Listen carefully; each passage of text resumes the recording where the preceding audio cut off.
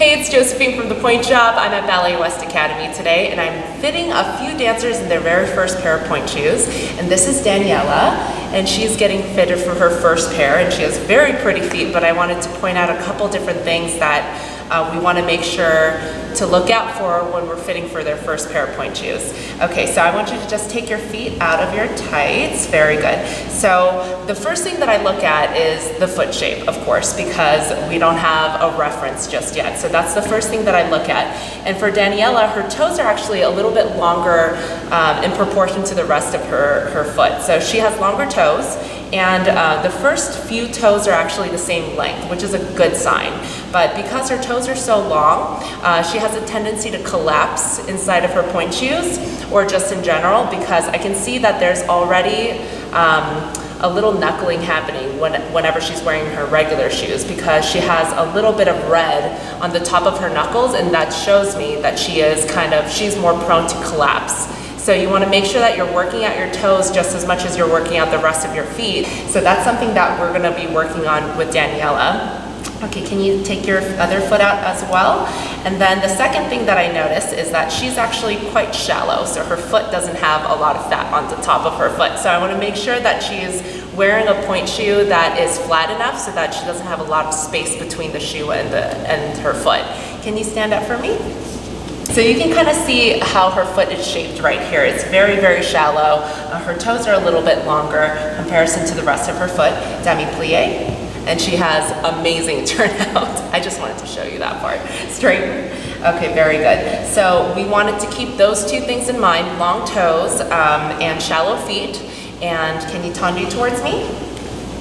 Very nice. Okay, so she has pretty great ankles and feet, first position. And then tendu your other foot for me.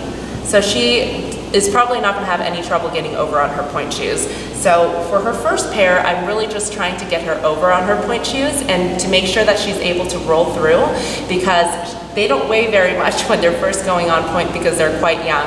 And I just want to be able to get her a shoe that you can put some weight on her pointe shoes. Okay, baby, have a seat for me. So we're going to start out with pretty minimal amount of toe pads. So we're going to put these on. Just very standard. I'm not putting any spacers on her. I'm not putting anything else on her feet right now because I want to start out with the least amount of padding possible. And if you start to feel a lot of pain, then I'll start adding a little bit more at a time. But generally speaking, we want as little as possible. So I'm generally just working with pretty soft shoes at this point because they're going to be just at the bar for a while. Can you stand up for me? Okay, first position, come a little bit closer. So you can see that this shoe is a little bit more domey. It's like a little bit wider, or not wider, but it's a little bit higher profile like this. So you can kind of see that there's a little bit of gaping right here. This is actually a Freed of London, and a lot of their shoes are made on a rounder last. So most ballerinas that are in Freed of London, they squash it down anyway. So that's why you see this gap right here. But we don't want to start out like this for dancers that are in training, because I'm not going to have her squash her shoes like a lot of professionals do. Bring your left foot up on pointe and then press up on both feet. Very nice. So you can see that she's bending her shoes. It looks really, really nice. And when you're up on pointe, I can't really see any of the gaping anymore, so that's really pretty. Can you cross it into fifth position? Very good. So this is option number one. This looks pretty good. The only thing is that it's a little bit domey, and I want to make sure that everything is fitted nice and streamlined. Okay? Go ahead and take those off for me. Beautiful feet. And then we're going to try on option number two. And I'm going to tell you what the difference is. Very good.